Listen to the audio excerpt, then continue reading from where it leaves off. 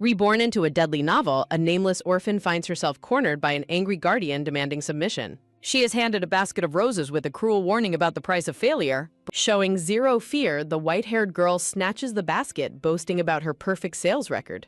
The older woman scoffs, mockingly questioning if the child even knows what true hunger feels like. Shrugging off the taunts, the girl turns on her heel to begin her daily rounds.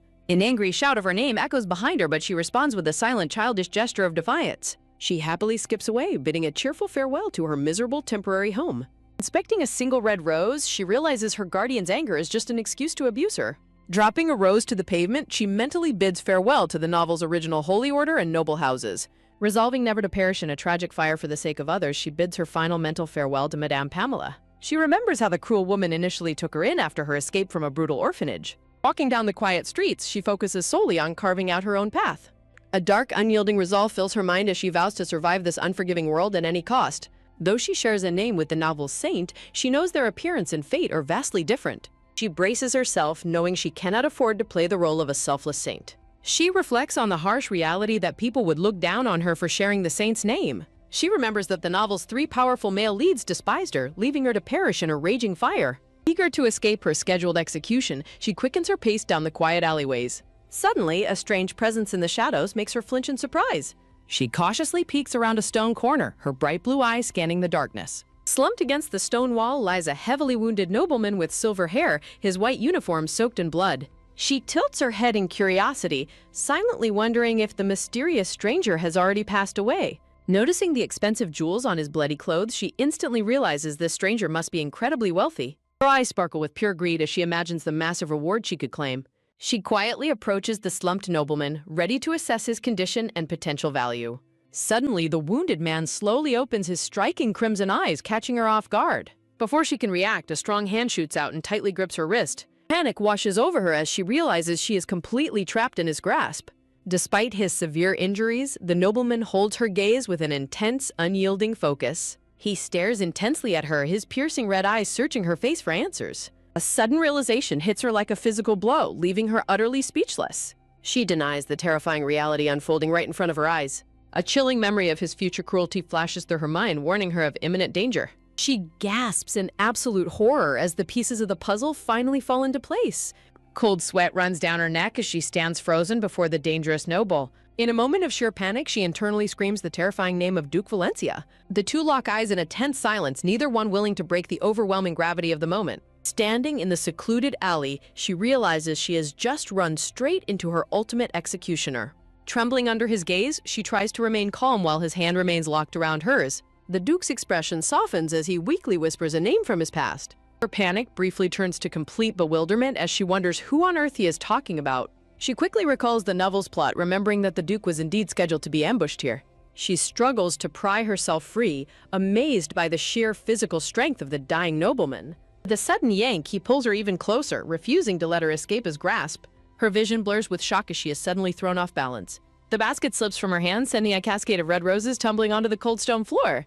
Before she can process what is happening, she is forcefully pulled into a tight embrace. She freezes in absolute disbelief, pressed against the chest of the bloody Duke.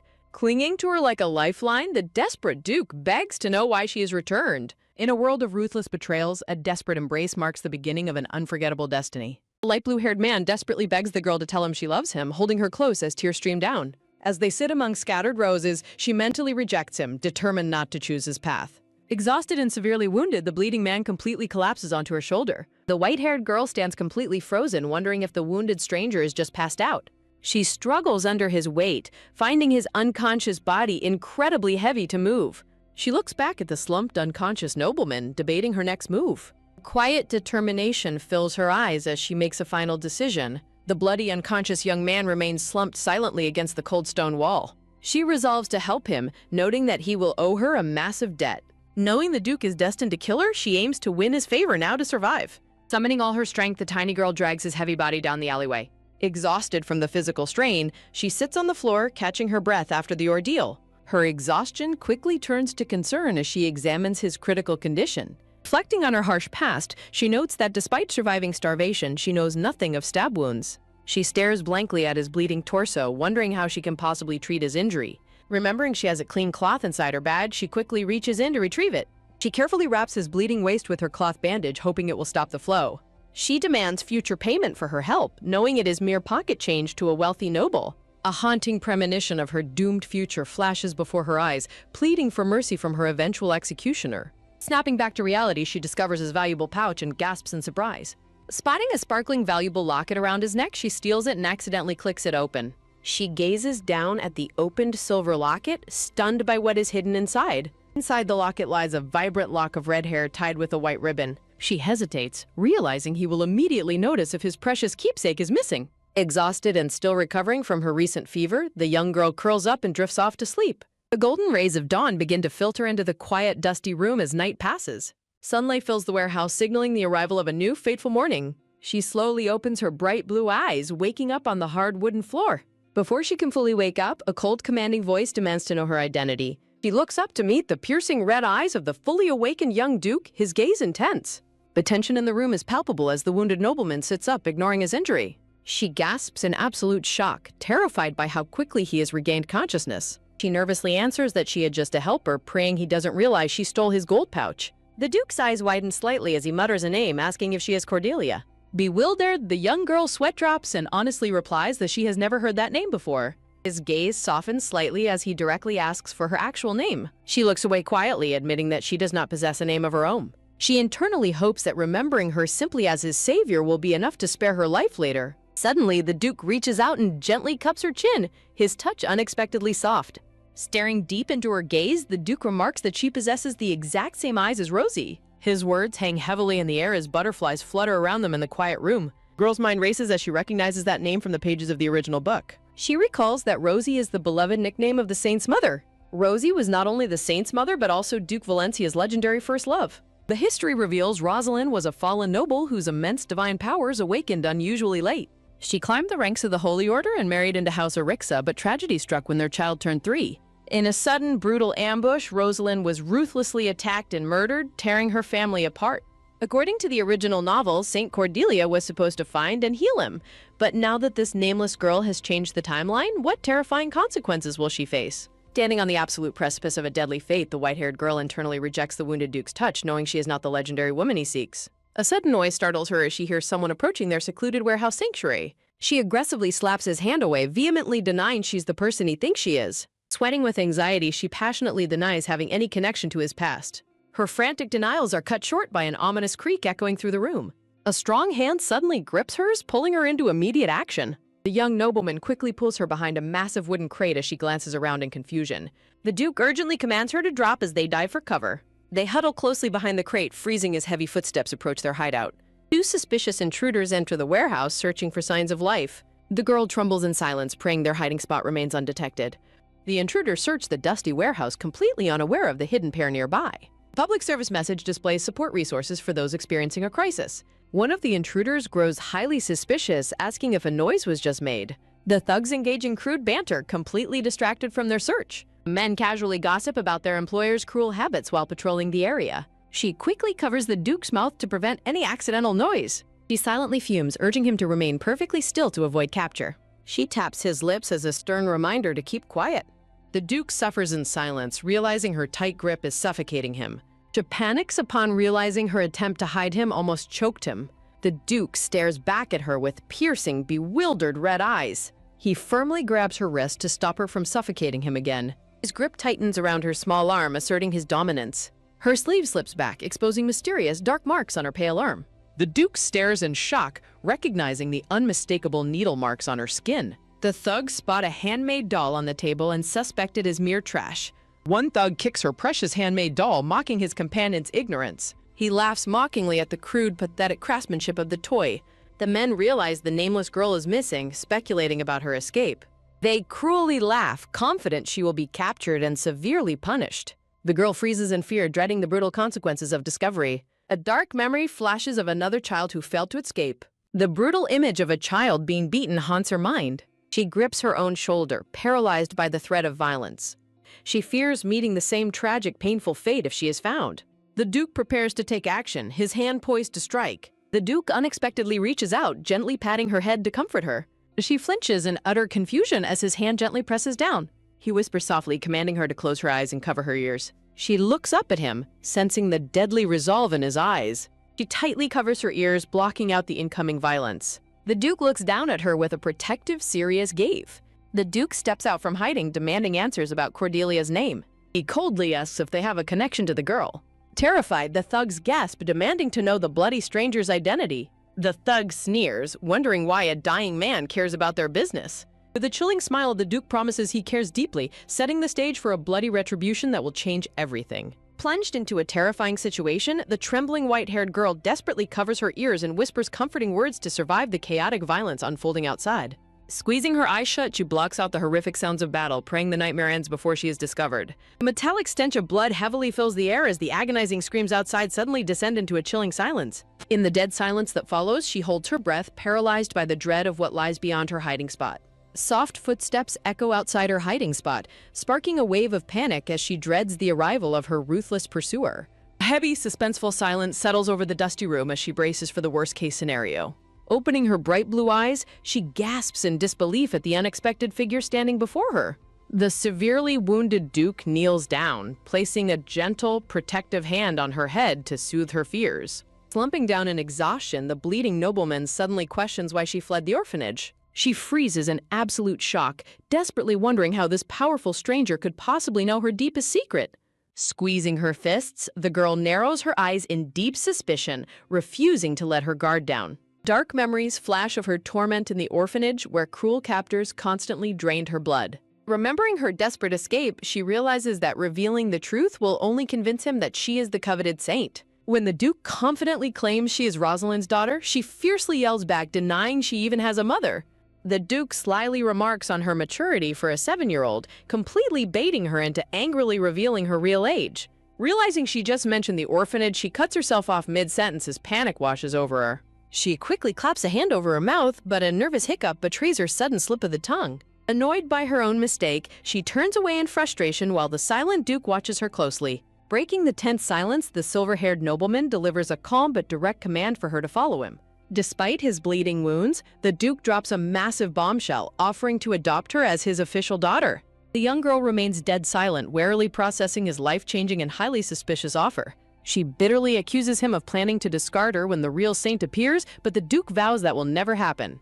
While he claims he only wants Rosalind's child, she internally scoffs and calls him a liar. She recalls the novel's plot, knowing he desperately needs the saint's holy power to successfully seize control of the empire. Her knowledge of the original book's dark future warns her that his kind gestures are driven by ambition. Demanding honesty, she bluntly asks him to admit that he just needs a pawn to play the role of the saint. To her complete surprise, the wounded nobleman immediately agrees with her cynical assessment. Caught completely off guard, she turns to face him, stunned by his sudden lack of denial. He bluntly confesses his political need for a girl to parade around as the legendary saint. With a piercing gaze, the Duke asks if his sheer honesty will finally convince her to accept his offer. Fighting back tears, she fiercely rejects his proposal, refusing to let herself be used as a political tool. She remembers the horrific medical abuse she endured, fueling her determination to stay far away from noble schemes. The terrifying memory of being beaten and locked away in complete isolation fuels her deep mistrust of authority.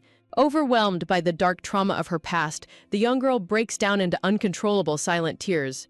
Gently reaching out, the Duke hands her back her beloved, simple handmade doll, which she clutches like a lifeline. The noble Duke promises her brand new clothes and a beautiful new doll if she agrees to accompany him. He delivers a powerful promise, vowing that she will never be treated as a mere replacement for anyone else. She remains deeply skeptical, whispering to herself that his sweet words are just a ploy because he thinks she is the saint. Squeezing her handmade doll close, she finds herself wavering under his surprisingly gentle reassurance. Testing his limits, she hesitantly asks if she can at least sleep in his stables on a bed of warm hay. Smiling softly, the Duke completely rejects the stables, promising her a luxurious private room with a warm, soft bed. When asked what else she desires, she simple-mindedly requests fresh, warm meals instead of the cold scraps she usually eats. Without a single hesitation, the wealthy nobleman vows to lavishly fill her table with any delicacy her heart desires. Stunned by his endless generosity, she gazes at him in disbelief, trying to comprehend this dreamlike offer. The powerful Duke patiently waits for her answer, his intense crimson gaze filled with unexpected warmth. As the fateful moment approaches, the burning question of whether she will accept his path looms over them. She poses one final, terrifying question, asking what he will do if she is not actually Rosalind's daughter. She nervously asks what his reaction will be when he inevitably discovers she is a total imposter.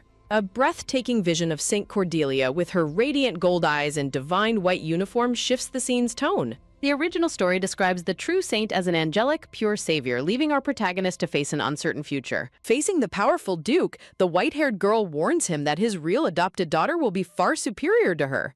A voice reassures her that her lineage is unquestionable, playfully telling her not to overthink with her small brain.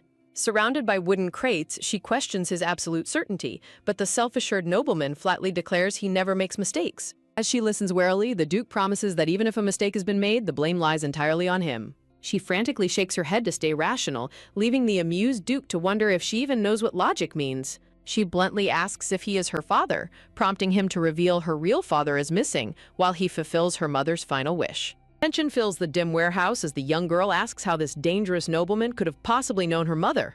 The Duke grits his teeth in a flash of silent, suppressed anguish, hinting at a painful history left unspoken. Looking down at her, the nobleman softly reveals that he and her mother were once best friends. Remembering the novel's tragic scenes where the desperate Duke begged for love, she realizes he is still deeply in love with her mother. Seizing the perfect opportunity, the clever young girl demands a single, ironclad promise from the powerful nobleman. She demands a guarantee of her safety, insisting he must never kill her even if she turns out to be an imposter.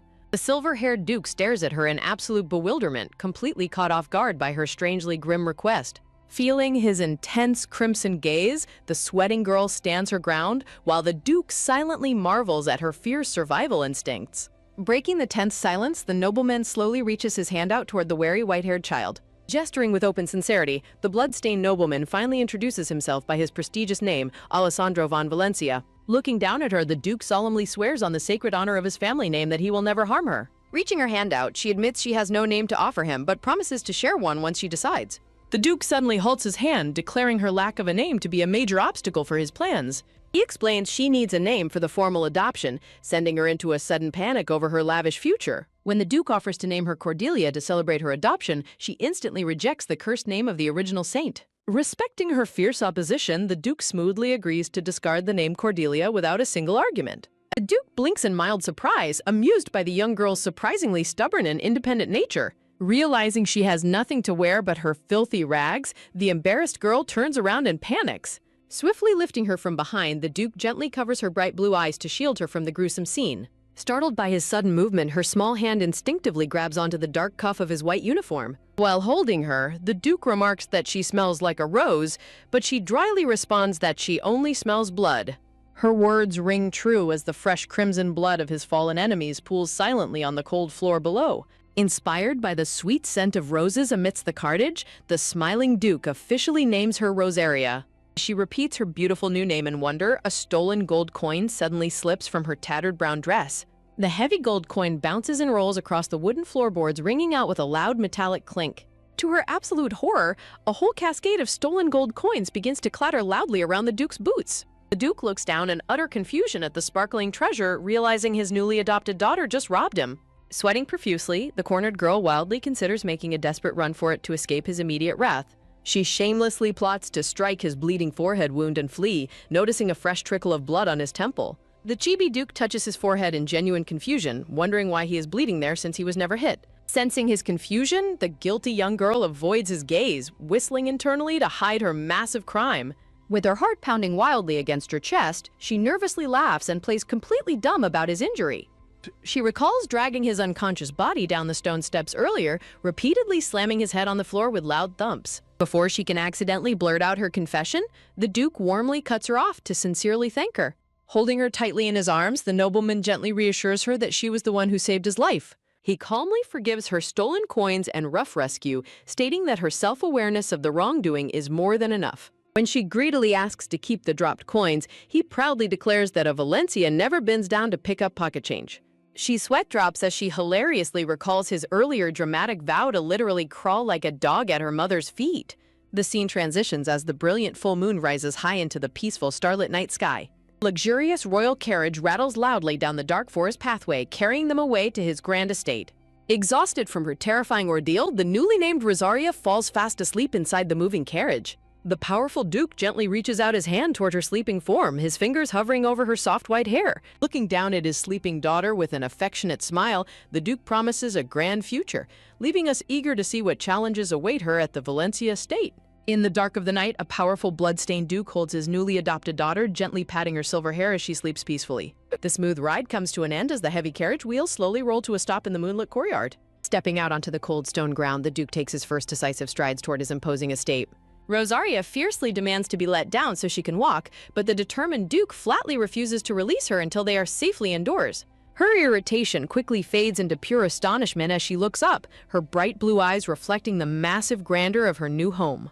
Towering majestically against the dark night sky, the magnificent Valencia Palace stands before them like an ancient fortress. Stunned by the overwhelming beauty of the courtyard and fountain, the young girl can only gasp in absolute awe. A panicked butler rushes over to frantically ask where the Duke has been, only for the nobleman to calmly state he was out searching for something.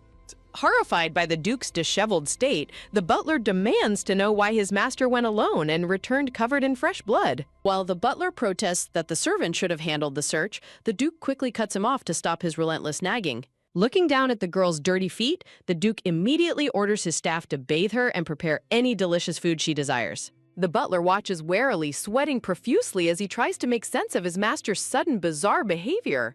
Sensing the butler's hostile glare, Rosaria clutches her simple handmade doll close to her chest.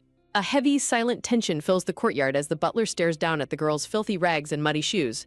Unable to contain his confusion any longer, the bewildered butler points a trembling finger at Rosaria and demands to know who she is. A single shocking declaration echoes through the night air as the Duke claims her as his daughter. The butler's brain completely short-circuits as he freezes in absolute comical shock. Talk about a dramatic family reunion. Staring wide-eyed and speechless, the butler is utterly paralyzed by the unbelievable news. His massive shock erupts into a silent scream that shatters the quiet night. The sheer force of his utter disbelief seems to reverberate through the entire grand estate. Finally finding his voice, the frantic butler desperately demands to know the identity of the child's mother. The butler dramatically leaps to conclusions, asking if this secret daughter is the real reason the Duke has avoided marriage for years. When the butler points out her striking resemblance to a rival family, the Duke fiercely orders him to shut his mouth. Silenced by his master's cold tone, the trembling butler can only stare in stunned silence under the glowing full moon. The butler wildly accuses the Duke of kidnapping a rival's child, but the nobleman calmly counters that he merely rescued a neglected girl. Seeking comfort, Rosaria leans gently against the Duke's leg, prompting him to softly call her by her new nickname, Rose. As the butler squeaks in confusion, the Duke proudly announces the young girl's grand new name, Rosaria von Valencia. Placing a reassuring hand on her head, the Duke formally declares his immediate plans to officially adopt her into his household. The butler stands frozen, his mind completely blank as he tries to process this world-shattering announcement. A feeble, pathetic whisper of disbelief escapes the butler's lips as his sanity slips away. A wave of pure outrage and shock sweeps over the stunned household staff. Butler mentally screams, wondering if his powerful master has completely lost his mind. Simon frantically protests the sudden, reckless adoption of a child from the hated House Orixa. Rosaria sweats nervously as she recalls that House Orixa and House Valencia have been bitter, blood-soaked enemies for generations. The Duke's expression darkens as he sternly warns his butler to watch his mouth in front of the child. The butler gasps, completely shocked by his master's uncharacteristically protective and soft behavior. The sweating butler stares in absolute disbelief, questioning if this gentle man is truly the ruthless Duke Valencia he knows. A mature voice suddenly cuts through the chaos, gasping in mild concern. An elderly headmaid with gray hair slowly approaches, asking what all the yelling is about. She gracefully glides down the hallway, her long dark skirt rustling against the stone floor. The Duke informs the staff that he must leave again, ordering them to take excellent care of the young girl. The elderly maid gasps softly as her gaze lands on the tiny tattered child. Bending down with a warm smile, the kind old woman sweet-talks the girl, praising her pretty face. Rosaria stares back coldly, internally scoffing and calling the sweet-talking elderly lady a total liar. The Duke's chibi head pops up to announce his wounds are patched, but he desperately needs a new set of clean clothes. He commands them to prepare the biggest room for Rosaria, but the headmaid reminds him that his own room is the largest. The Duke's gaze turns incredibly serious, his crimson eyes glowing with absolute authority. Without a moment's hesitation, the powerful nobleman orders them to give her his own master bedroom. Simon, the headmaid, and Rosaria all freeze in hilarious, wide-eyed confusion at his insane generosity. The butler demands to know if he is serious while the Duke calmly plans to replace all the bedroom furniture for his new princess. In a shocking turn of events, the powerful Duke demands a complete bedroom makeover for his newly adopted daughter, leaving his butler in utter disbelief. Rosaria nervously clutches her handmade doll, unsure of her sudden new life in this grand estate. Kneeling before her, the Duke explains there are official adoption procedures to complete alongside urgent matters he must handle immediately. He promises to resolve everything by morning, warning her not to cause trouble, though he playfully notes her habit of running away. Rosaria remains completely silent, her gaze heavy with unspoken thoughts about her real identity. A haunting memory reveals that the true savior they are looking for is actually someone else entirely. Under the starry night sky, the magnificent Valencia Palace stands silent, harboring its massive new secrets. Simon and the elderly headmaid escort the silent young girl through the palace's grand, dimly lit hallways. The headmaid gently asks for her name, prompting the young girl to loudly introduce herself as Rosaria. Rosaria secretly worries that her dirty appearance might make her beautiful new name seem completely unfitting. With her head held high, the young girl continues walking down the corridor, leaving the servants behind. Simon calculates her age to be around 6, noting he has never heard of any Arixa children of that age.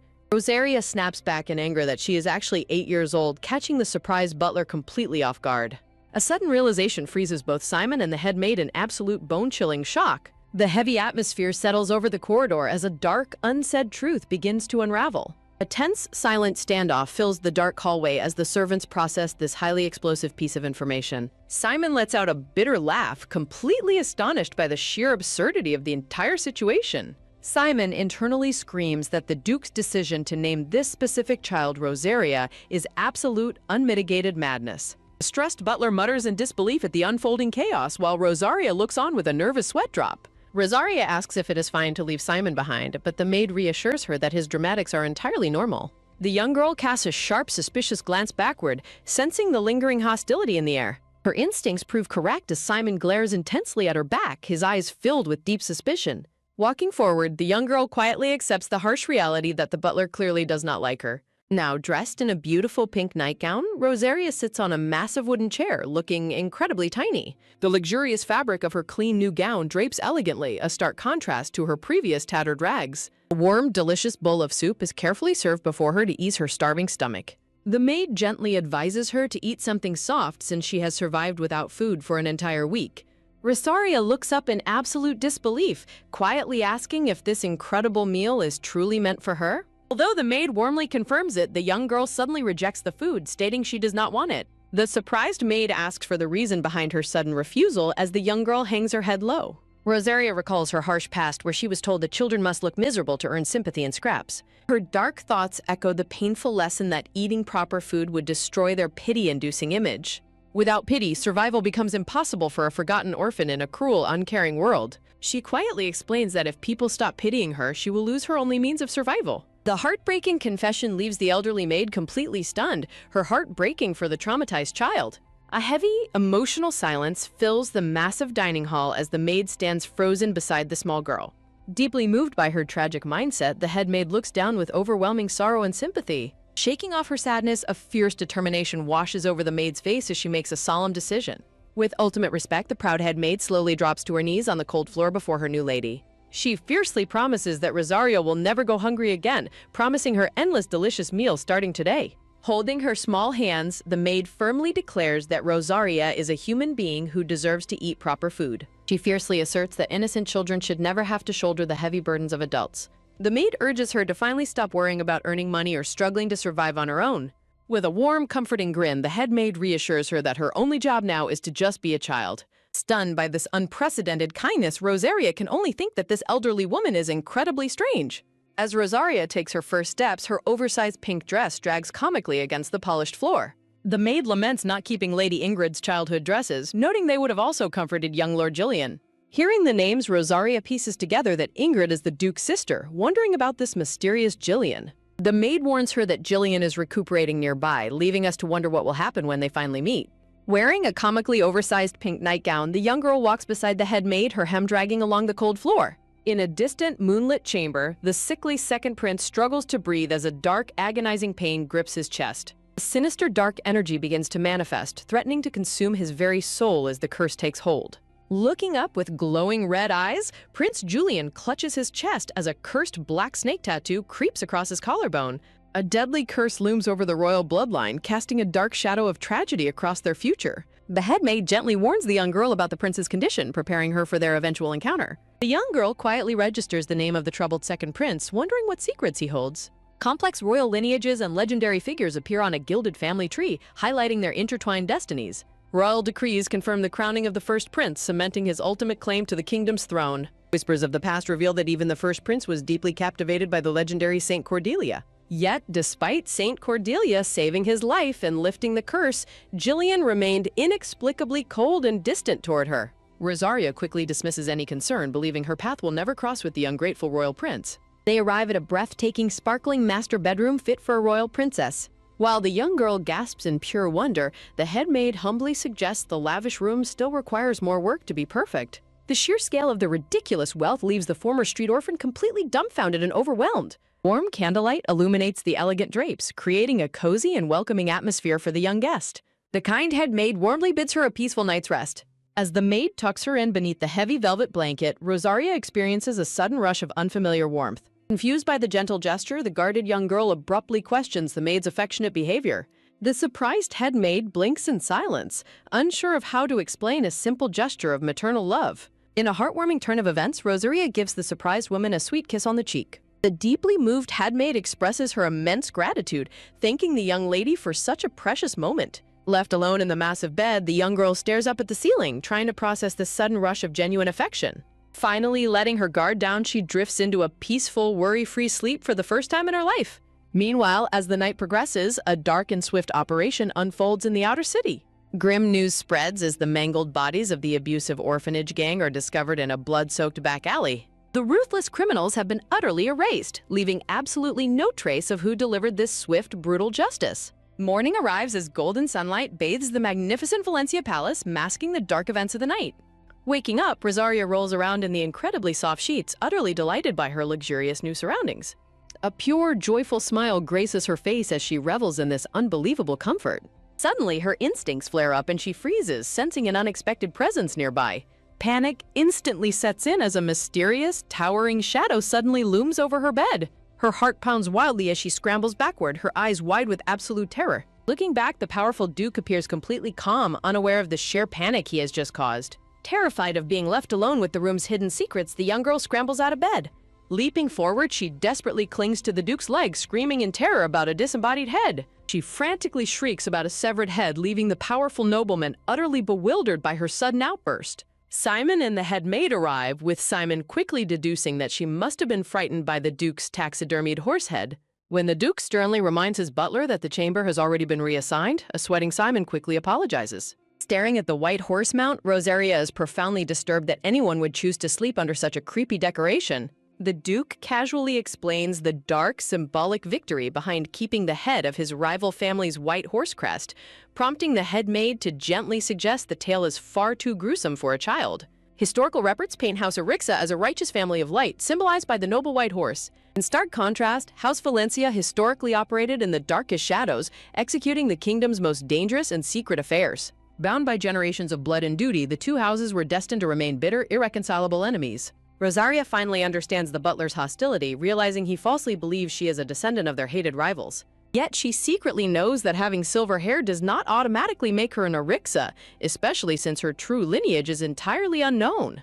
A shocking truth resides in her past, tracing her origins back to the very same town as the legendary Saint Cordelia.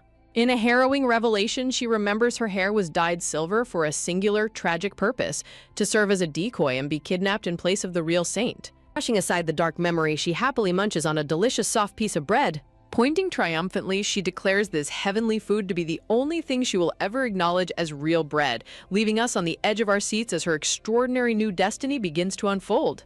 Declaring all her past meals utter garbage, a street orphan takes a massive gamble by dining like absolute royalty. She happily devours the high-class food, comparing its delicious taste to the wretched scraps she survived on in the slums. Dumbfounded by her crude street slang, the Duke realizes she lacks proper education and decides she needs a tutor. Unfamiliar with the concept of learning, the young girl listens intently as he explains that a teacher will guide her. She innocently worries about her lack of funds, prompting the incredibly wealthy Duke to question why she is mentioning money. The Duke firmly reassures her, stating that his vast empire does not require a child's meager earnings to survive. He gently slides a silver fork into her small hand, declaring that struggling for survival is no longer her concern. In an unprecedented display of warmth, the powerful ruler cradles her gently, showing her how a young lady properly dines. Starstruck by this sudden act of tenderness, her dazzling blue eyes widen as she struggles to process her new reality. But as the sweet moment settles, the Duke's crimson eyes suddenly narrow with a cold, terrifying intensity. He recalls the headmaid's heartbreaking report about how the young girl was starved for an entire week. Fueled by silent fury, the Duke coldly summons his butler to carry out a dark and ruthless command. A deadly decree echoes through the shadows as he orders the immediate execution of the captured orphanage abusers. Bowing low in the dim light, the butler accepts the grim order, sealed by his master's terrifying crimson glare. Completely oblivious to the brutal purge happening in her name, the young girl innocently wonders about his strange words. While browsing a furniture catalog, the girl pragmatically chooses gold-plated items solely for their high resale value. Her wishes are instantly granted as she is ushered into a breathtaking royal bedroom covered in shimmering golden trim. Overjoyed by the unimaginable luxury, the silver-haired girl happily rolls around on the incredibly soft, cloud-like bed. As night falls over the towering spires of the Valencia estate, a quiet serenity blankets the grand palace. Back in the dim shadows of her chamber, the young girl quietly sits down to plot her next move. She breathes a sigh of relief, knowing that the legendary Saint Cordelia has not yet made her grand appearance. Recalling the original storyline, she notes that the Duke was destined to meet the saint, not a street urchin. Sensing her time here is limited, she decides she must immediately begin hoarding valuables before her eventual replacement. She remembers his surprising mercy from before, but she quickly freezes and halts her dangerous train of thought. Hardened by years of neglect, she rationalizes the theft, knowing a wealthy aristocrat could never comprehend her desperation. After successfully pilfering her bedroom of sparkling treasures, she eagerly sneaks out to explore the rest of the castle. Under the watchful gaze of the glowing full moon, she creeps along the castle's quiet stone terraces. Keeping her footsteps light, she carefully navigates the dark, winding balconies of the outer courtyard. Realizing the darkness is her only shield, she decides against lighting a candle to avoid alerting the guards. Suddenly, a chilling sensation washes over her as she steps directly into a looming, ominous shadow. Her breath catches in her throat as her dilated eyes lock onto something unspeakably terrifying in the dark. Sniffing the damp night air, her heart hammers against her ribs as she detects the unmistakable scent of blood. Heavy, deliberate footsteps echo through the silence, slowly marching closer and closer to her hidden position. Turning the corner, she spots a mysterious blonde boy standing silently under the starry, windswept sky. As he slowly turns around, she is horrified to see the young boy covered in fresh blood, his glowing crimson eyes piercing her soul. Her eyes slowly slide down to his bare feet, tracing the trail of warm blood dripping steadily from a sharp sword. Stiffening in absolute dread, she flinches, completely paralyzed by the deadly aura radiating from the young killer. Panic floods her mind as she desperately tries to figure out the identity of this blood-soaked monster. Realizing her life is in mortal danger, her survival instincts scream at her to turn around and run. Trapped in a corner, her mind races frantically as she searches for any possible way to escape. But to her utter horror, a sudden wave of intense shock leaves her body entirely frozen in place. No matter how hard she screams inside, her limbs refuse to respond, anchoring her to the spot. She can only watch in tearful silence as the boy's cold, blood-stained hand reaches directly for her. In one swift, blinding motion, he pins her against the terrace, pressing the cold steel of his sword against her. The cold, sharp blade bites into her soft skin, threatening to slice her throat at the slightest movement. Looking down at his trembling prey, the blood-soaked prince flashes a chilling, sadistic smirk. He violently grabs hold of her, trapping her within his inescapable, blood-scented grasp. The cold night wind howls around them, carrying away the silent tension of their terrifying first encounter. As he tightly wraps his bloodied fingers around her wrist, he demands to know what kind of sound she is trying to make. Locking her in his lethal gaze, the sadistic blonde-haired boy issues a chilling threat of immediate, violent death. Paralyzed under his overwhelming bloodlust, she can only stare back in absolute terror. Panic screams in her head as she desperately tries to comprehend this absolute madman. The cold night wind blows as leaves drift quietly across the tent's balcony. Her eyes widen in shock as she notices a dark snake coiled around his neck. To her utter horror, the dark serpent marking on his neck begins to move. The bizarre moving snake tattoo triggers a shocking revelation about the boy's dangerous identity. Her stomach suddenly growls loudly, shattering the lethal tension of his threatening blade. An awkward, silent pause hangs in the air as both of them freeze in embarrassment. She wishes the ground would swallow her whole after such an incredibly humiliating moment. Suddenly, his grip fails and the blood-stained sword slips from his trembling hand. Clutching his chest in agony, the boy curses under his breath as pain overcomes him. With a heavy thud, the boy collapses, leaving her completely stunned. Panting heavily on the cold stone, he lies incapacitated and gasping for breath. Shaking off her terror, the young girl cautiously kneels beside his unconscious body. She frantically panics, wondering if she should run and summon the head maid. A familiar, commanding voice suddenly calls out her name from the darkness. The silver-haired Duke rushes over, checking for injuries while she reassures him she is safe. His crimson eyes narrow with deep concern as he inspects her closely. The powerful Duke sternly questions why she is wandering outside so late. He stands tall, his formal dark vest casting a protective shadow over her. Sweating nervously, she fabricates a quick excuse about taking a simple midnight stroll. Placing a gentle hand on her head, he explains he was searching a room. His comforting hand rests softly on her silver hair, easing her lingering panic. With intense protective worry, the Duke commands her never to disappear again. She looks up in silent wonder, deeply touched by his unexpected tenderness. She secretly notes that his kindness stems from mistaking her for the saint. Shifting her gaze, she tentatively prepares to address the elephant in the room. Pointing downward, she asks if they should tend to the collapsed boy first. Morning returns to the grand, sunlit palace dining hall, bathed in warmth. Safe inside, the silver-haired girl prepares to devour another delicious pastry. She takes a massive, enthusiastic bite of the soft, heavenly treat. She happily munches away while the Duke watches her with a subtle smile. Surrounded by imaginary flowers, she joyfully declares the pastry feels like eating a cloud. The Duke's crimson eyes suddenly flash with a look of profound shock. A bittersweet memory of a red-haired woman using those exact same words flashes before him. Smiling softly, he notes the striking resemblance to her late mother's whimsical habits. Sweating nervously, she guiltily reminds herself that she is not actually her child. She asks about the boy's status, and the Duke assures her he will handle it. Remembering the fresh blood, she silently wonders if the young prince committed murder. He asks how she knew his name, and she cheerfully credits the maid. She remembers the cursed snake tattoo proving he is Julian, the dangerous second prince.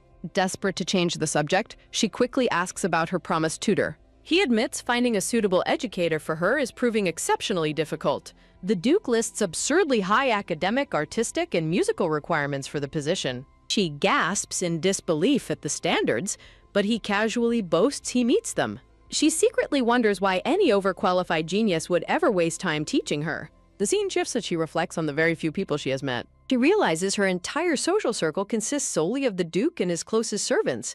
Cuddled in his arms, the silver-haired girl asks the butler Alex to perform a nighttime ritual for her. Slipping out of his grasp, she stands on the rug and demands he bend down to her level. A magical, sparkling aura fills the quiet bedroom as a sweet gesture is shared. Standing tall on her bed, she plants a gentle forehead kiss to guarantee him sweet dreams. Caught completely off guard, the silver-haired butler questions who taught her such a charming habit.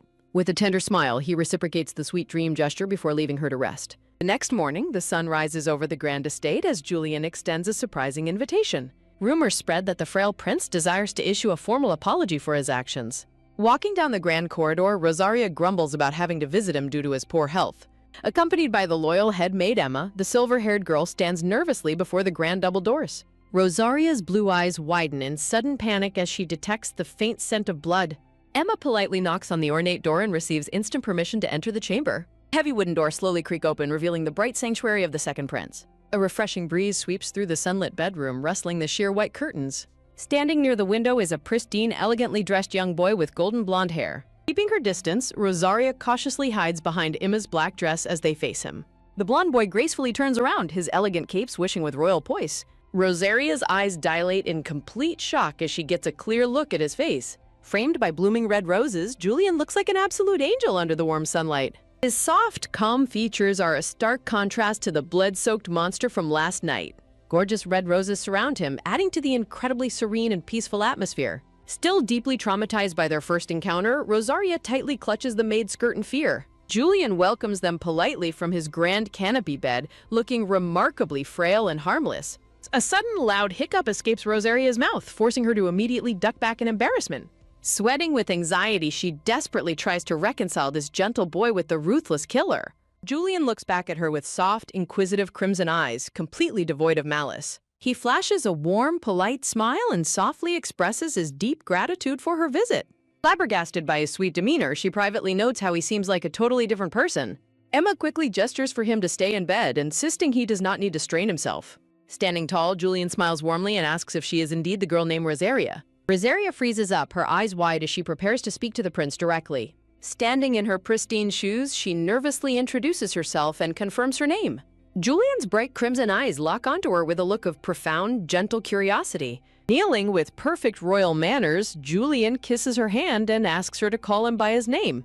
Rosaria's jaw drops in absolute disbelief at the prince's incredibly charming and polite behavior. Her face turns bright red as she panics over the unexpected romantic gesture from the former madman. Smiling gently, Emma announces she will wait outside to let the two youngsters chat in private.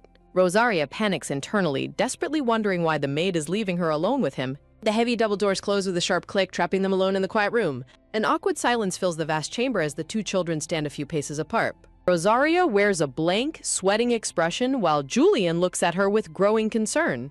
Julian softly apologizes, explaining that the head maid Emma is usually far too generous with him. He admits he understands her discomfort, especially considering the scary curse surrounding his name. Believing he has overstayed his welcome, the blonde boy sadly turns and walks back to his bed. Panicking at his sadness, Rosaria reaches out and tightly grabs his cloak to stop him. Julian wobbles slightly, stopping in his tracks as he looks back at her in surprise. But in her haste, her foot slips on the polished floor, causing her to lose her balance. A sudden shockwave of panic hits her as she realizes she is falling backward. Rosaria squeezes her eyes shut, bracing for a painful impact on the hard tile. In a flash of lightning reflexes, Julian catches her securely in his arms, asking if she is all right. Caught off guard in their sudden embrace, she desperately looks around to identify the intruder. Dumbfounded by his talk of curses, Rosaria wonders how a magical affliction could possibly be contagious like a cold. Staring at her blankly, the young Prince Julian is utterly speechless at her absurd logic. Quickly lowering his head, the boy offers a sincere, unconditional apology for his past actions. Extending a gentle hand, Julian humbly expresses his desire for them to finally get along. Rosaria instantly leaps backwards, stubbornly refusing his help to avoid another clumsy fall. Just as the tension breaks, she hesitatingly begins to ask a delicate question. Her eyes trace the floor as she gathers the courage to address her insecure status in the household. Rosaria softly questions if it is true that she has not been officially adopted. Julian reveals he heard the Emperor flatly rejected the Duke's formal adoption request. A bittersweet memory flashes of the day she believed she finally became the Duke's true daughter. Lost in the dark, she begins to doubt her place in this grand world. Suddenly, Julian burst into a violent coughing fit, immediately snapping her out of her thoughts. Rolling up her sleeve, Rosaria curiously asks if she will also inherit his snake curse. Displaying her bare arm with a bright smile, she proudly proves there is no snake on her. Touched by her innocent comfort, Julian's icy facade melts into a warm, genuine smile. Hoping to bridge the gap, the lonely boy softly asks if she will visit him more often. Agreeing happily, Rosaria bids Julian farewell as she prepares to depart his chamber. Pausing mid-step, a sudden realization strikes her as she halts in her tracks. Turning back, she plants a gentle forehead kiss on Julian to grant him sweet dreams. Slipping out of the quiet bedroom, she closes the door with a soft click. Standing alone in his sunlit room, the young Prince Julian remains utterly spellbound. His crimson eyes narrow with a mix of confusion and intense newfound curiosity. His thoughts drift to the enigmatic silver-haired girl who has completely disrupted his life. He secretly recalls that her silver hair is the color the Duke absolutely loathes. Julian remembers rumors that the Duke strictly isolates her from others for her own safety. He recalls the instruction to be kind to his new cousin because of their similarities. His mind lingers on his father's words, claiming the girl strongly resembles him. Meanwhile, palace maids whisper malicious rumors that the silver-haired newcomer is a wicked sorceress. The dark gossip spreads, accusing her of casting dangerous spells on everyone she meets. Pondering these rumors, Julian thoughtfully twirls a lock of his golden hair. Gazing out of his bright window, the young prince contemplates the mysterious girl's true nature. He decides it is best to quietly observe her actions from a distance for now. Outside the balcony, the head maid Emma playfully teases Rosaria about her bright red face. Rosaria turns around with a bright, cheerful grin, completely shedding her lingering embarrassment. Speeding down the path, she eagerly declares her craving for sweet cream puffs. The grand palace stands majestic under the bright morning sun as life goes on. Resting comfortably on her sofa, Rosaria is surprised to hear she has unexpected visitors. She soon realizes that a dark, looming disaster is swiftly approaching her sanctuary. To her absolute shock, this ominous threat arrives dressed in pristine white robes. The peaceful atmosphere of the estate is suddenly shattered by their arrival. Standing elegantly in her blue dress, Rosaria prepares to face her uninvited guests. Three mysterious bald priests in white cloaks formally address her as Lady Cordelia. Rosaria immediately flinches, firmly stating that they have misidentified her name. She panics internally, realizing these sinister men did not come from the orphanage. Smiling warmly, the leading priest reveals they are actually from the Order of Akasha. They declare their mission is to reclaim her, leaving Rosaria frantically looking for help. In the back of the room, the Duke sits silently, watching the unfolding crisis with a grim glare. Her heart pounds in absolute terror as she faces a dark truth that could ruin her forever. A sudden, devastating realization crashes over Rosaria as she begins to piece together the terrifying truth. Her heart shatters as she confronts the agonizing possibility of being cast out to the mysterious order. Desperately searching her mind, the fragile girl wonders what could have triggered this sudden betrayal. In her deepest despair, she begins to fear that she is simply seen as completely useless. Sitting in heavy silence, the Duke lowers his gaze, his cold expression hiding an unreadable storm of emotions. He remains completely unmoved, keeping his arms tightly crossed as the heavy tension in the room thickens. Feeling smaller than ever, the silver-haired girl curls inward, clutching her dress in absolute fear of rejection. Trying to prove her worth, she desperately offers to work and do laundry to earn her keep. With tears welling in her eyes, she eagerly promises to clean and accept any hardship just to stay. Her voice cracks as the sheer weight of her abandonment boils over into raw, uncontrollable sorrow. A haunting memory of a kind, white-haired girl flashes back, whispering about the harsh realities of making others uncomfortable. The girl in her memory gently advises her on how to hide her true self when others are around. Her warm, bright smile remains frozen in Rosaria's mind, a bittersweet contrast to her current nightmare. Desperate to stay, Rosaria begs through her tears, promising to remain completely silent and out of the way. The young girl completely breaks down, crying out in a desperate plea for a shred of mercy. Overhearing her frantic cries, the silver-haired Duke coldly reminds her of his previous declaration. In a sudden, breathtaking shift, he sweeps her high into the air with a warm, reassuring smile. Rosaria stares in wide-eyed wonder as she processes the incredible weight of being called a true Valencia. Clinging to him for dear life, she sniffles and recalls his powerful words about never bowing down. Holding her securely, the Duke turns his sharp gaze to the priest, demanding to know if their business is finished. Shifting back to moments earlier, the sinister bald priest formally requests to see the child they call Cordelia. The Duke instantly shuts them down, coldly asserting that the girl's true name is Rosaria. Unfazed, the smug priest claims their high-stakes mission is directly backed by the Emperor and the Pontiff. He insists they must confirm whether the girl is indeed the daughter of the late Lady Rosalind. The immense drawing room becomes a battleground of wills as the Duke faces the three cloaked priests. The lead priest reminds the Duke of his long, agonizing search for Lady Rosalind's lost bloodline. He points out the incredibly suspicious timing of the Duke's sudden adoption of a matching child. The priest explains that legendary saints are born with mystical divine eyes that hold unimaginable power. But a fragile human vessel is physically incapable of containing such an immense surge of divine energy. He recounts a sacred prophecy claiming the destined child would be born completely unable to open her eyes.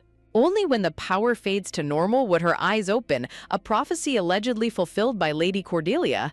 The priest boldly reminds the Duke that the Order has been hunting for this legendary child for years. He demands that they be allowed to take her to the Pontiff to verify her divine status.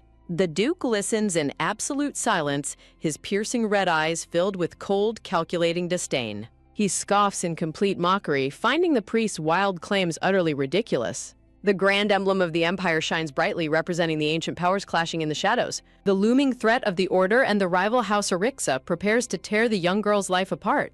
Refusing to play their games, the Duke stands up and bluntly declares his time is far too valuable to waste. Stunned by his sheer arrogance, the lead priest gasps as the Duke turns his back on them. A tense halt echoes through the chamber as the Duke prepares to walk out on the holy delegation. The silence in the room stretches to a dangerous snapping point as the priests watch his every move. Looking back with glowing blood-red eyes, the Duke radiates a terrifying murderous aura. He ice-coldly demands that the priest repeat the offensive words he just uttered. The priest tries to regain control, suggesting they let the young girl make her own decision. He argues that she's merely an innocent 8-year-old child who cannot comprehend the situation. Smiling deviously, the priest accuses the Duke of deliberately hiding the child away from her destiny. The Duke's gaze narrows to a sharp, deadly glare as his patience completely runs out. The priest pushes even further, daring to label the Duke's protective isolation as a form of parental abuse. He mockingly suggests the Duke is silencing the child through fear and intimidation. Exploding with lethal fury, the Duke pulls Rosaria close, vowing to make them pay for insulting his family. The Duke's loyal guards suddenly draw their steel, completely cornering the trembling bald priests. Sweating profusely, the lead priest desperately defends his intrusive actions as mere reasonable suspicions. He foolishly threatens them with the supreme wrath of the Pontiff and the Emperor. The tense standoff is shattered as a young golden-haired prince suddenly graces the doorway. Prince Julian steps forward, stating he originally came to welcome the esteemed Holy Order. Gasping in sheer shock, the cornered priest instantly recognizes the young imperial royal. Seizing a desperate opportunity, the cunning priest drops to his knees to beg. He falsely accuses the Duke of defiance and death threats to gain Julian's favor. The manipulative priest desperately appeals to the young prince's sense of right and wrong. Believing he has successfully turned the tables, a sinister smirk creeps onto his face. Prince Julian looks down in silent contemplation as the silver-haired girl watches him. Rosario looks on with wide, anxious eyes, waiting for the prince's final verdict. Julian stands completely unmoved, looming over the pathetic priest kneeling at his feet. The wicked priest keeps his smug grin hidden, convinced the boy is entirely fooled. Rosaria peers out nervously, her fate hanging entirely on the prince's next words. The Duke holds the fragile girl protectively as the silent power struggle thickens. The priest greedily plots to exploit the sickly, naive prince to neutralize the Duke's power. Terrified of the manipulative web around her, Rosaria's heart sinks with absolute dread. Overwhelmed by fear, she tightly clenches her protector's vest, pleading with her eyes. The horrifying vision flashes of her being sacrificed to the order in another's place. Trembling in silence, the fragile girl buries her face into the Duke's warm shoulder. She bursts into raw, heart-wrenching tears, screaming her desperate refusal to leave. Prince Julian suddenly speaks up, delivering a chilling comparison about cherishing one's family. He coldly points out that this is his first meeting with them, yet they have already made his sister cry. The priest objects to her status, but Julian fiercely cuts him off to assert her true name. Julian commands him to stop using the incorrect name, visibly irritated by the blatant disrespect. Frustrated priest clenches his fist, dismissively labeling the young girl a mere orphan. Leaning in close, the prince firmly declares her prestigious royal status as a Valencia. He lowers his voice to a dangerous whisper, issuing a dark warning. Chills run down the priest's spine as he realizes he completely misjudged this terrifying prince. A cold sweat breaks across his face, realizing this is no naive child. Julian steps back, leaving the trembling priest utterly paralyzed with fear. The silent pressure in the room crushes the priest's remaining pride.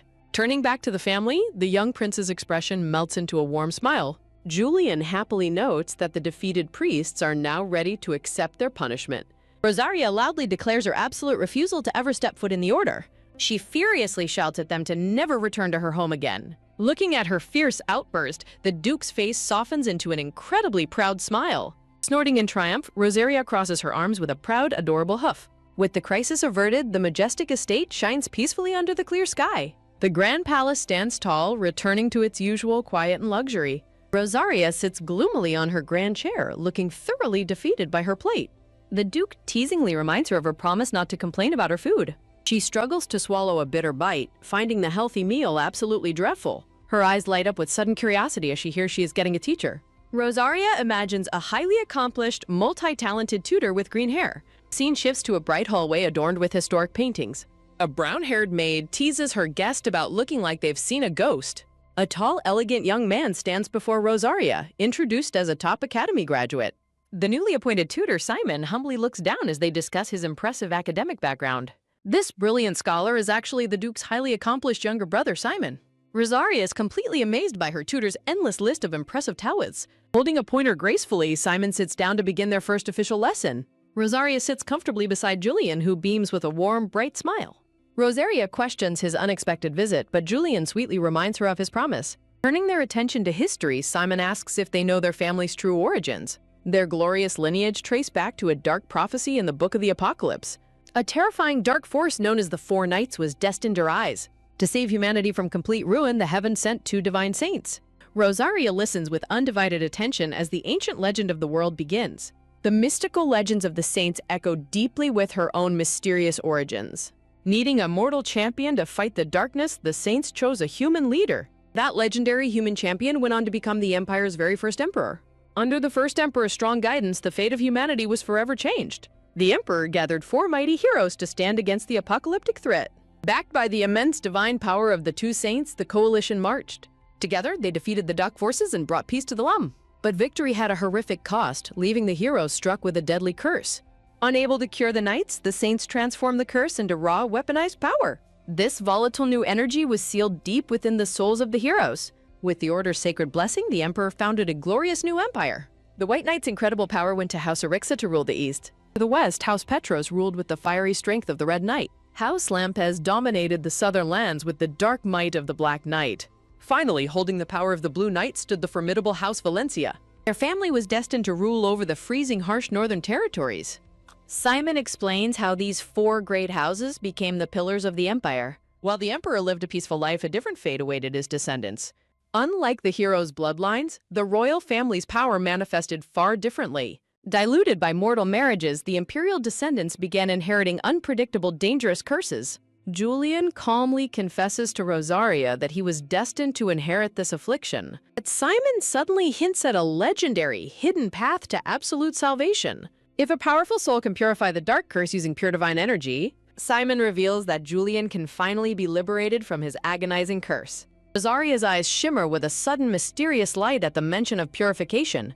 A legendary glowing cross relic holds the ultimate key to their salvation. The terrifying realization of her potential true purpose begins to settle in.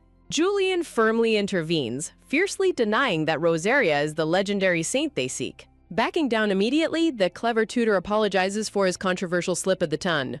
Simon explains the ancient mystery of the other saint who vanished with a powerful key.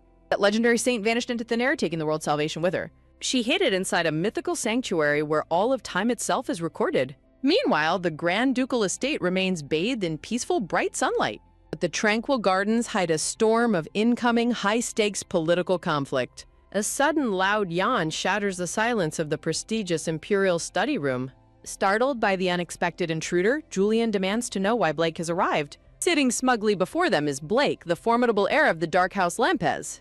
Grabbing a sweet treat, Blake mockingly declares he's only there to watch Julian perish. Munching on his cookie, he complains that his father forced him to visit. Julian can only stare in silent exhaustion as his dangerous, arrogant rival crashes their lesson. Just when you think you figured out the power dynamics, a dangerous secret is laid bare as Blake reflects on Julian's deceptive reputation. He quietly surveys the prince's lavish chamber, plotting his next move. Directly confronts Julian about writing a letter to the emperor to authorize the adoption. The visitor questions if she is truly the saint, but Julian firmly asserts his familial duty. Blake remains completely silent, carefully calculating his next political maneuver.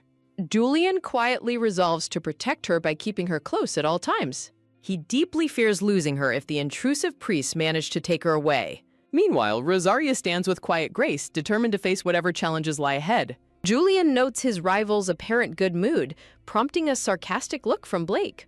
Julian asks when his annoying guest is leaving, only to learn he is staying overnight. The uninvited guest explains his stay is due to a broken carriage taken a day to repair. With a lazy yawn, the black-haired boy announces his departure for the quiet library. Julian watches in silent disbelief as his arrogant guest casually strolls away. He glares with pure irritation, thoroughly exhausted by his guest's annoying antics. Grand Palace stands tall and peaceful into the clear afternoon sky. Rosaria quietly focuses on her intensive lessons, writing diligently at her desk. After hours of studying, she stretches dramatically and complains about sitting all day. She admits her tutor's lessons are fun, but laments the excessive homework. Staring ahead, she desperately contemplates escaping her overwhelming pile of schoolwork. A mischievous spark suddenly ignites in her bright blue eyes. She demands a walk, but her worried maid Emma protests her unfinished homework. Emma hesitates to let her walk alone, prompting a curious question from the girl. Remembering the strict warning to keep Rosaria and Blake apart, Emma reluctantly relents. Emma demands her immediate return, and a delighted Rosaria happily agrees. A bag of delicious, freshly baked cookies is prepared for her journey. Clutching her sweet treats, Rosaria beams with pure, unadulterated excitement.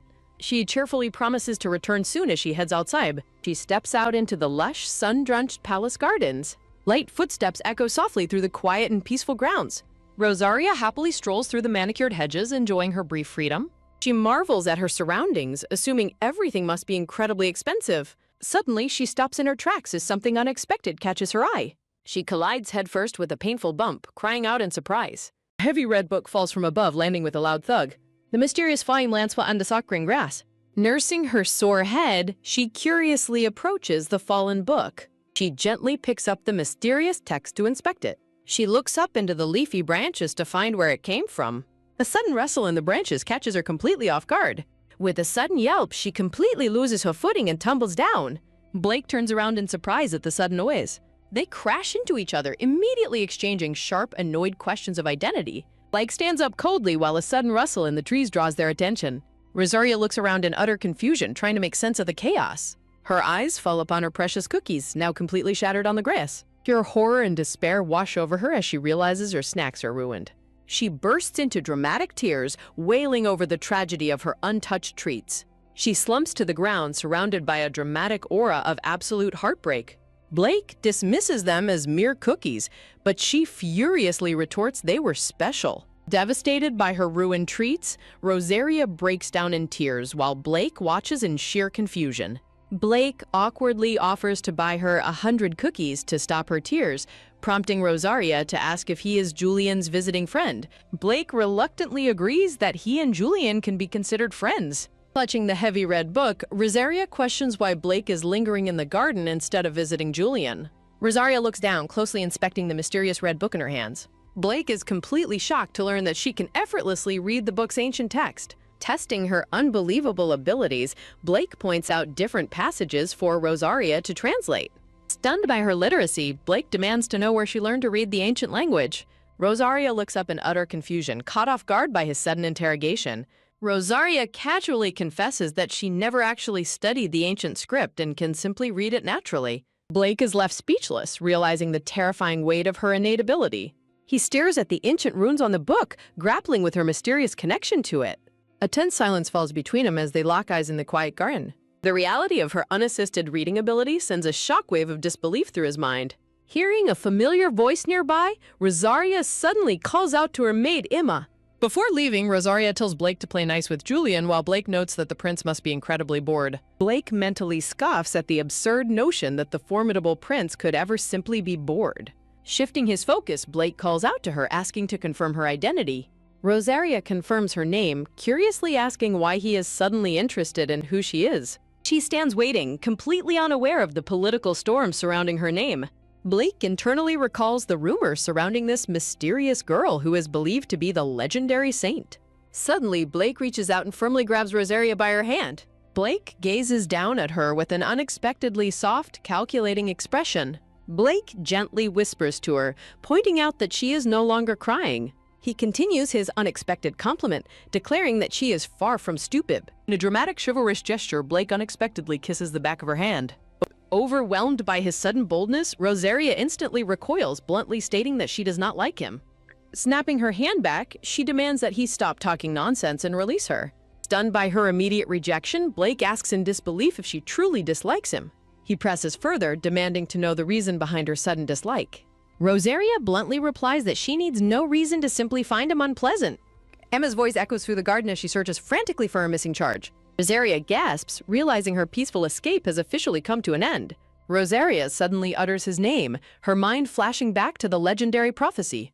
Caught off guard, Rosaria turns back to him, asking him to repeat his name. With an elegant bow, he formally introduces himself as Blake von Lampus. The name triggers a deep, ancient realization within Rosaria's memories. She envisions a desperate battle from her past, recalling voices pleading for salvation. The grim vision reminds her that the heroes were never truly fighting for everyone's survival. The legendary name of House Lampez echoes ominously in her mind. Rosaria suddenly gasps as she realizes Blake is a direct descendant of the great hero bloodlines. When Blake asks if she recognizes him, Rosaria aggressively denies it, instantly raising his suspicions. Blake tells her to keep their meeting a secret, leaving Rosaria deeply confused by his demand. As Emma's voice draws closer, Blake suddenly reaches out toward Rosaria. In a swift motion, Blake grabs Rosaria and covers her mouth to silence her. Hiding behind the thick hedges, Blake holds a struggling Rosaria close while Emma walks past them completely unaware. Furious at being handled so roughly, Rosaria threatens to bite his finger off if he doesn't let go. Blake quickly tries to bribe her, promising to replace all the ruined cookies she wants. Blaring fiercely, Rosaria holds him to his promise of buying her 100 cookies. Blake agrees to grant her any wish in exchange for her absolute silence about their fateful garden encounter. Just as a fateful alliance is forged, a sly pickpocket makes her move as Rosaria taps Blake on his chest. Hearing a frantic call, Emma abruptly whirls around in surprise. Emma demands to know where her young lady wandered, and Rosaria casually claims she was simply walking. Emma asks if she saw a young boy nearby, but Rosaria acts complete ignorance. Emma explains that Julian's guest has vanished, urging Rosaria to head inside and finish her schoolwork. Rosaria reluctantly walks back, highly suspicious of the maid's frantic rushing. Walking back with a smug smile, she quietly enjoys her successful deception. Slipping her hand into her dress pocket, Rosaria touches a hidden glowing treasure. A beautifully crafted silver brooch featuring a dark horse stands revealed as her stolen prize. Meanwhile, back in the garden, a thoroughly bewildered Blake looks around in confusion.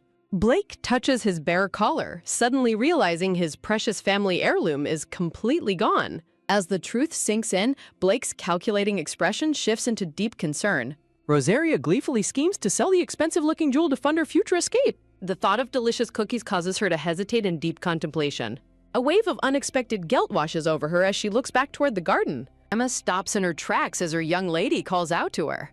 Nervously clutching her hands, Rosaria begins to confess about her fall in the garden. Emma gasps in pure panic upon hearing that her precious lady fell down. Emma frantically inspects her, desperately asking if she sustained any painful injuries. Rosaria looks up with wide, pleading eyes, asking if her beloved maid is angry. Emma tilts her chin in confusion, wondering why on earth she would ever be mad. Rosaria sadly explains that she crushed the special cookies Emma lovingly baked for her. Emma's eyes soften with maternal warmth and deep affection for the young girl. Gently embracing her, Emma reassures Rosaria that she could never be angry over ruined treats. Emma firmly declares that Rosaria's well-being is infinitely more valuable than any snack. Beaming with pure happiness, Rosaria expresses her heartfelt gratitude to her loyal maid. The scene shifts to the grand palace interior under a clear afternoon sky. A servant delivers a shocking report about a massive cookie order sent to Lady Rosaria. The silver-haired Duke questions the sudden massive gift from Blake as Rosaria sits beside him. A tense silence falls over the table as the Duke demands to know the reason. The silver-haired Duke narrows his eyes in a highly suspicious and piercing stare. When directly questioned if they met, Rosaria sweatingly denies it to protect her secret. The Duke allows her to enjoy the treats, secretly realizing she is hiding the truth. The Duke's expression darkens as he contemplates the complicated politics surrounding the children. He warns Rosaria that she must stay far away from Julian due to his dangerous curse. Rosaria suddenly slams the table, passionately defending Julian and declaring his curse is not contagious. The Duke stares at her in complete disbelief, utterly stunned by her sudden outburst.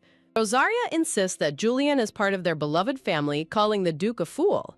Desperately trying to clear the misunderstanding, the Duke quickly tries to explain his intentions. He softly insists that keeping Julian isolated is for everyone's mutual safety.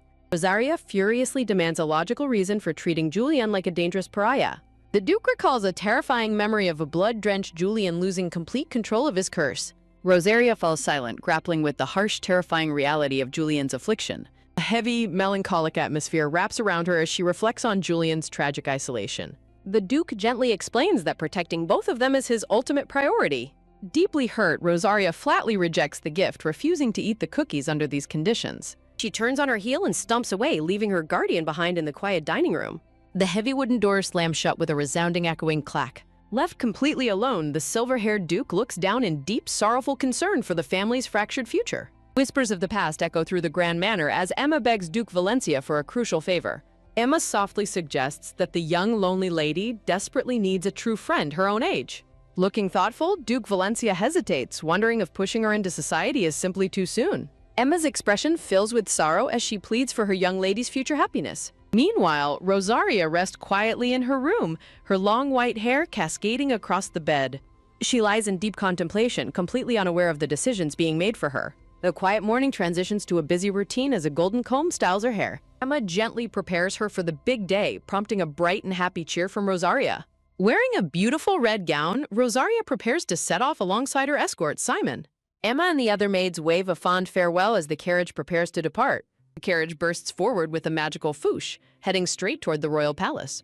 Upon arrival, Rosaria's feet wobble unsteadily as she struggles to find her balance. Overwhelmed by motion sickness, Rosaria groans while Simon attributes her nausea to the teleportation magic. Feeling dizzy and completely miserable, Rosaria requests to be left alone to recover her composure. She insists on walking ahead, determined not to let him witness her throwing up. Simon reluctantly agrees to her demand, sweat dropping as she wanders into the palace. After finding a quiet spot, Rosaria sighs in relief as her sickness finally fades away. Now fully recovered, her little black shoes tap against the polished palace floor as she explores. Her peaceful walk is suddenly interrupted when a snobbish blonde girl in pink spots her. The haughty blonde girl stares in confusion, wondering which noble family the stranger belongs to. Stopping her in her tracks, the blonde girl rudely calls out to get Rosaria's attention. She proudly puts her hands on her hips, demanding to know where Rosaria's parents are. Rosaria bluntly reveals that she is an orphan, leaving the proud noble girl completely speechless. Leaving her behind, Rosaria searches for Simon while the blonde girl assumes she must be a commoner. The busy palace halls echo with the laughter of noble children socializing at the grand gathering. Rosaria quietly walks down the majestic corridor, admiring the beautifully decorated walls. She suddenly stops in surprise, her attention completely captured by a strange piece of art. A golden frame displays a bizarre painting composed of chaotic red and gray lines. Rosaria looks at the abstract painting in confusion, thinking it looks like random scribbles. A green-haired boy nearby scoffs, loudly muttering that even he could draw something so simple. Hearing his arrogant comment, Rosaria immediately speaks up to address him. The green-haired boy confronts her, reiterating his dismissive claim about the high-end artwork. His face twists in anger as he glares at her for daring to speak to him. Rosaria calmly retorts that a masterpiece like this is far beyond his actual capabilities. He proudly boasts that the desperate painter starved to death holding his brush, inflating the painting's value. Rosaria calls him stupid, pointing out that a dead artist cannot benefit from rising prices. He smugly explains how his family cut the artist's funding, claiming the painter should be grateful. Rosaria stares in absolute horror at his family's utter cruelty and heartless greed. Furious at her judgment, the green-haired boy shouts angrily, demanding to know what she just said. The blonde girl whispers gossip about her while a blue-haired boy watches the conflict escalate. A mocking voice sneers at her, demanding to know how a commoner snuck inside. A group of arrogant young noble girls giggle, thoroughly enjoying Rosaria's sudden humiliation. A hand aggressively pushes Rosaria's forehead, loudly mocking her for being incredibly vulgar. The vicious crowd sneers that she only snuck into the palace to play dress-up in expensive clothes.